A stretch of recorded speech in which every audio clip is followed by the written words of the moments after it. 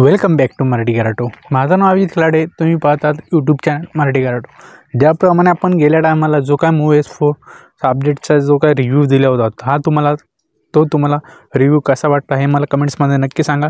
आणि तसेच आपल्या डिस्क्रिप्शनमध्ये सुद्धा मी मेन्शन करून देईल। तो व्हिडिओ जर का तुम्हाला पाहायचा असेल तर मी डिस्क्रिप्शनमध्ये मेन्शन केलेला आहे, तुम्ही जाऊन व्हिजिट करू शकता, पाहू शकता। MOS4 हा अपडेट्स तुम्हाला कसा वाटतो, काय असतो, त्यामध्ये तुम्हाला कोणकोणत्या गोष्टी चांगल्या वाटतात, कोणकोणत्या गोष्टी वाईट आहेत, यांचे पूर्णपणे डिटेल्स रिव्ह्यू आज या व्हिडिओमध्ये होणार आहे। जर का तुम्ही आपल्या चॅनलमध्ये फर्स्ट टाइम व्हिजिट केला असेल तर चॅनलला नक्की लाईक करा, नक्की शेअर करा आणि सबस्क्राईब करता बेल आयकॉनला प्रेस करायला विसरू नका। कारण की मी तुमच्या पुढे असेच ओला S1 Pro Gen 2चे प्रॉन्स आणि क्रॉन्स MOS4 अपडेट्स, तसेच काही गाड्या म्हणजे आपल्या ओलामध्ये जो काय अपडेट्स केला जातो सर्व्हिसबद्दल, काय यांच्याबद्दल पूर्णपणे डिटेल्स रिव्ह्यू आज या व्हिडिओमध्ये होणार आहे।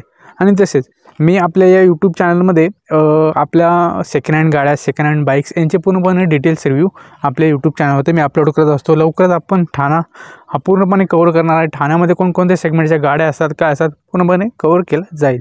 तर आता आपण बोलूयात,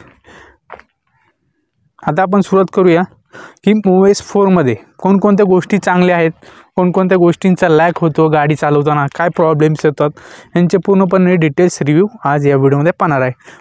फर्स्ट म्हणजे मला यामध्ये काय आवडलं माहिती आहे का, त्यांनी जो काय डिस्प्लेचा इंटरफेस दिला आहे, शॉर्टकट्स कीज म्हणा, काय म्हणा, यांचा पूर्णपणे डिटेल्स रिव्ह्यू मी तुम्हाला दाखवून देतो। आता शॉर्टकट्स की यामध्ये आपल्याला खूपच चांगल्या प्रकारे आपल्याला पाहायला मिळून जातो। अशा प्रकारे याचा आपल्याला हा MOS4 अपडेट्समध्ये पाहायला मिळून जातो।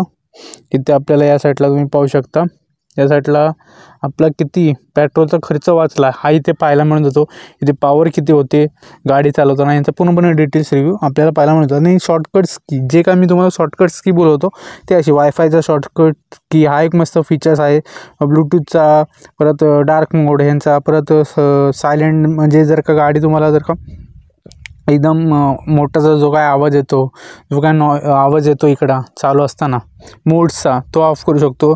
सेफ्टी लाईटचा हा पण सुद्धा चांगल्या प्रकारे यामध्ये आपल्याला अपडेट्समध्ये आपल्याला पाहायला मिळून जातो, जो की बाहेरच्या साईडला दिलेला आहे। तुम्ही पाहू शकता सेफ्टी साईड आणि ही सेटिंग म्हणजे डायरेक्ट आतमध्ये जायचं। आणि इथे नेव्हिगेशन वगैरे सर्व ओलाचंच नेव्हिगेशन दिलेलं आहे। नेव्हिगेशन पण चांगल्या प्रकारे आणि उत्तमरित्या आपल्याला या ओला S1 Pro Gen 2 मध्ये पाहायला मिळून जातं MOS4च्या अपडेट्समध्ये।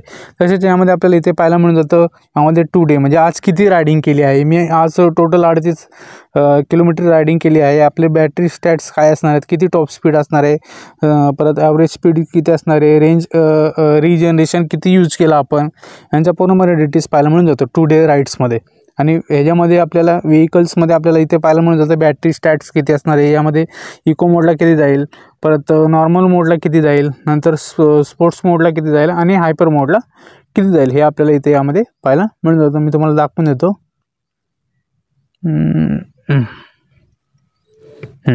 नाही बघा, अशा प्रकारे आपल्याला इथे पाहायला मिळून जातं या पद्धतीने।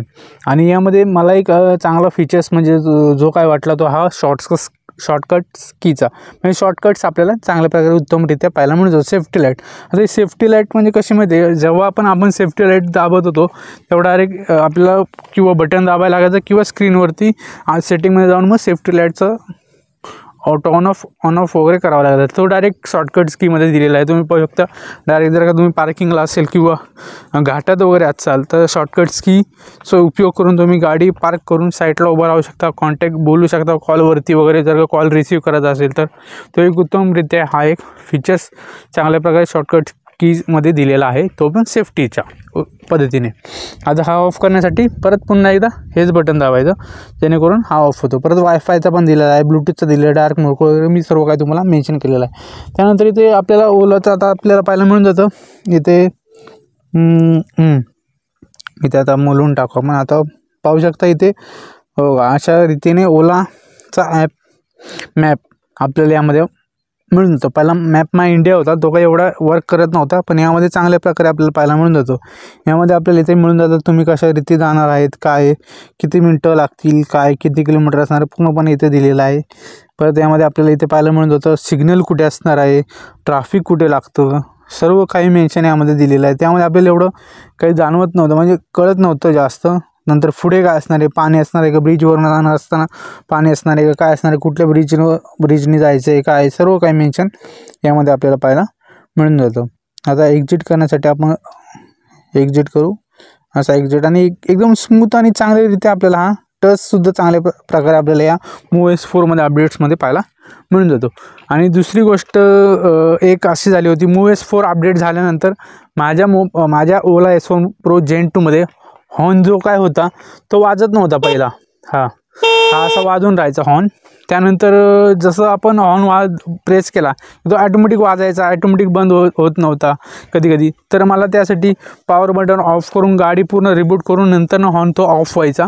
त्यासाठी मी हॉर्न दाबतच नव्हतो खूप दिवस, 8-10 दिवसपर्यंत. हा MOVE S4चा अपडेट झाल्यापासून प्रॉब्लेम यायला लागला होता. तो मी सर्व्हिसमध्ये जो काय आपण ज्याप्रमाणे आपण ओला S1 Proच्या ॲपमध्ये जाऊन ओलाच्या ॲपमध्ये जाऊन जो काय अपॉइंटमेंट घेतली, मला अपॉइंटमेंट पण लगेच 2 ते 3 दिवसात मिळाली ती ठाण्याला. पण तिथली सर्व्हिस थोडी जरा खराब होती.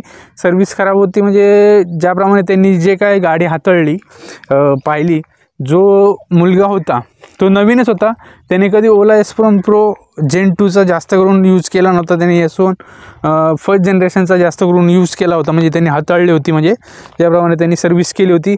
Gen 2चा जास्त त्यांनी यूज केला नव्हता. आणि तसे तिथे ठाण्यामध्ये जो काय मुलगा होता त्याचं नाव वगैरे मी त्यांचं काय सांगणार नाही, कारण की सर्व्हिस ओलाची खूपच खराब आहे. मला हा एक्सपिरियन्स या 2-3 दिवसातच मिळाला. ज्याप्रमाणे मी सर्व्हिस सेंटरला गेलतो त्याप्रमाणे मला सर्व्हिसचा एक्सपिरियन्स मिळाला. मला वाटलं नव्हतं की एवढी खराब असेल नॉर्मली खराब, पण एवढी खराब असेल असंही नव्हतं वाटलं. खूपच खराब आहे ओलाची सर्व्हिस. आणि सर्व्हिस पाहायला गेल्यानंतर माझं फक्त किती 10 ते 15 मिनटाचं काम होतं, पण मला निवळ त्यांनी 3 ते 3.5-4 तास मला त्यांनी थांबवून ठेवलं. का तर एका कोणाची जे काय आपण गाडी कोणाची तरी डिलिव्हरी करायची होती, पण तिथे ॲक्च्युली आहे ना मॅन पॉवर आहे ना खूपच कमी होती. तिथं जिथे मी ठाण्याला गेलो तिथे सर्व्हिस सेंटरला मॅन पॉवर कमी असल्यामुळे माझ्या गाडीला खूपच टाईम लागला सर्व्हिस देण्यासाठी. फक्त 10 ते 15 मिनटात माझी गाडी त्यांनी चांगल्या प्रकारे हॉर्न दाबून पाहिला, यूज करून पाहिला, रिबूट केली गाडी पुन्हा एकदा, तरी उपयोग नाही झाला. तरी हॉर्न तसाच वाजत होता. त्यांनी मग माझा हॉर्न हा रिप्लेस केला, न्यू हॉर्न फ्री ऑफ कॉस्टमध्ये मला टाकून दिला. त्यानंतर त्यांनी काय चुकी केली, घरी जायच्या टायमाला 4 ते 6मध्ये माझा टाईम दिला होता, अपॉइंटमेंट लेटर होती माझी त्यांनी. तर 4 ते 7मध्ये त्यांनी माझे 5:30-6 वाजवले. त्यामध्ये माझी गाडी घेण्यामध्ये त्यांनी ते डिलिव्हरी द्यायला गेले. परत काही एकच मुलगा असल्यामुळे, मॅन पॉवर एकच असल्यामुळे तो मुलगा गाडी डिलिव्हरीला पण तोच जायचा, सर्व्हिस पण तोच करायचा, प्लस मटेरियल जर का आणायचं असेल, मटेरियल जर का कुठल्या गाडीचं राहिलं आणायचं किंवा नसेल अवेलेबल स्टोअरमध्ये तर तोच आणायला जायचा. त्यामुळे खूपच टाईम लागत होता गाडी सर्व्हिस करायला. आणि त्यामुळे मला 1.5 ते 2-3 तास तरी माझी तिथे गेले. नंतर ना मग माझी गाडी हातात घेतल्यानंतर त्याने मग पाहिलं की गाडीत काय प्रॉब्लेम येतो, काय होतं. त्यानंतर मग त्यांनी गाडी पाहिल्यानंतर त्याने ओपन करून बघितली, फ्रंट या साईडचा आपलं हा पॅनल ओपन करून बघितला. यामध्ये इथे हॉर्न असतो आपल्या इथे, हॉर्न हा काढला, त्यांनी साफ केला, बघितला होतोय का चालू, तर होत नव्हता काही प्रॉब्लेम. तरी पण प्रॉब्लेम्स येत होता. त्यानंतर परत रिबूट केली गाडी, तरी प्रॉब्लेम आला. त्यांनी नवीन हॉर्न रिप्लेस करून दिलं फ्री ऑफ कॉस्ट, त्याची काही एक चार्जेस घेतले नाहीत. पण त्यांनी घाईमध्ये काय केलं, त्यामध्ये माझे जे काय हा पॅनल जो त्यांनी ओपन केला होता इकडचा, हा पॅनल, हे दोन्ही हे पॅनलचे आहेत ना, खालच्या साईडने मी तुम्हाला दाखवून देतो. पॅनल्स हे इकडचे नट्स त्यांनी लावून दिले नव्हते आणि त्यामध्ये ते घरी जाण्याच्या घाईमध्ये त्यांनी ते पॅनल्स तसेच ओपन ठेवले होते. त्यामुळे मला पुन्हा एकदा तिथे व्हिजिट करावं लागलं. आणि त्यानंतर माझ्या हा गॅप्स वगैरे ते थोडे जरा जास्तीत जास्त दिसायला लागलेत, कारण की त्यांनी अजूनपर्यंत नीट काही म्हणजे टाईट वगैरे केलेलं नाही. सर्व्हिस खूपच बेकार आहे. तसेच ओला S1 Pro Gen 2ची ओलाची कोणतीही गाडी घ्या, ओला S1 Pro घ्या, Gen 2 घ्या, एअर घ्या. एअर तर मी बोलतो तुम्हाला घेऊच नका. एअर एवढे तिचे प्रॉब्लेम्स येतात ना, खूपच प्रॉब्लेम्स येतात. आत्ता तर नवीनच तयार झालेत प्रॉब्लेम्स.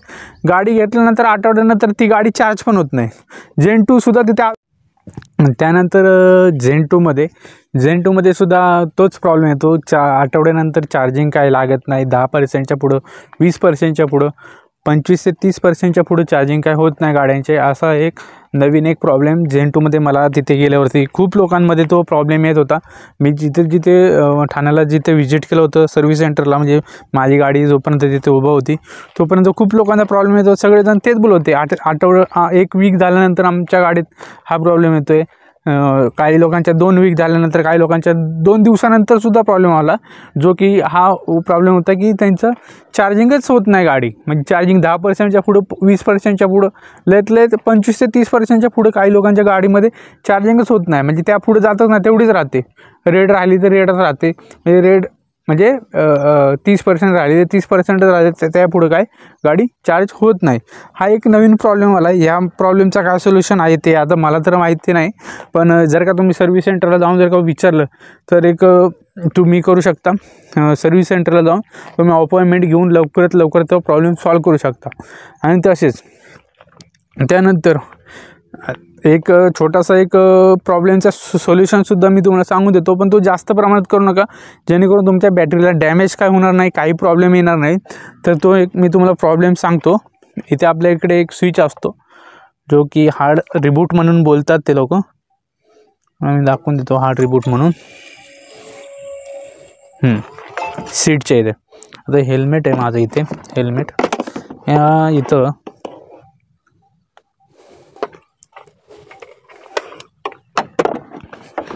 इथं ह्याच्यामध्ये एक स्विच असतो, दाखवून देतो स्विच.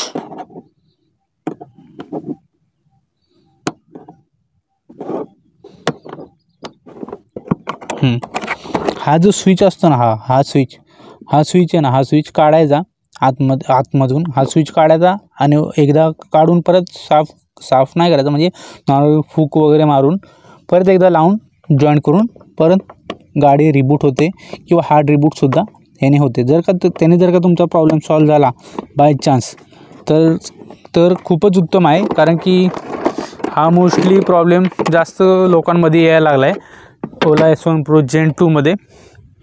आणि तसेच माझं चार्जर वगैरे सर्व काय ह्याच्यातच असतं यामध्येच. तर अशा प्रकारे आपला Zen 2चा हा प्रॉब्लेम, जर का तुम्हाला बॅटरी चार्जिंग होताना पॉवरमध्ये 20% 30% जर का हा प्रॉब्लेम तुम्हाला पाहायला मिळत असेल, बॅटरी चार्ज होत नसेल, तर तो एक उपाय आहे. तो म्हणजे एक शॉर्टकट स्कीम, शॉर्टकटच आहे, पण त्याचा जास्तीत जास्त तुम्ही उपयोग करू नका. त्याने बॅटरीलासुद्धा प्रॉब्लेम येऊ शकतो, कारण की ती डायरेक्ट बॅटरीशी कनेक्ट केलेला असतो आणि ते सॉकेट. आणि तसेच नंतर मग बाकी काय कंपाऊंडन्स आपले जे काय ओला S1 Pro Zen 2चे असतात त्यामध्ये हे आपल्याला पाहायला, त्यामध्ये कंपोनंट्समध्ये पाहायला मिळून जातात. आणि तसे दुसरी गोष्ट म्हणजे मी लेडीज फूड रेस्ट हे आत्ताच काही रिसेंटली 2 दिवसापूर्वी लावलेलं आहे. तुम्हाला मी दाखवून देतो कशा प्रकारे आपल्याला पाहायला मिळून जातं. का हे अशा प्रकारे लेडीज फूड रेस्ट हे आपल्याला पाहायला मिळून जातं. चांगलं आणि उत्तमरित्या आपल्याला हे लेडीज फूड रेस्ट पाहायला मिळून जातो. फक्त आणि फक्त मी किती 350-400 रुपयात हे फ्लिपकार्टवरून मी परचेस केलेलं आहे. जर का तुम्हाला घ्यायचं असेल तर मी डिस्क्रिप्शनमध्ये ह्याचीसुद्धा लिंक देतो, त्यामधून तुम्ही जाऊन तुम्ही ते परचेस करू शकता, पाहू शकता. चांगल्यारीत्या आणि उत्तम कंडिशनमध्ये आपल्याला पाहायला मिळून जातं.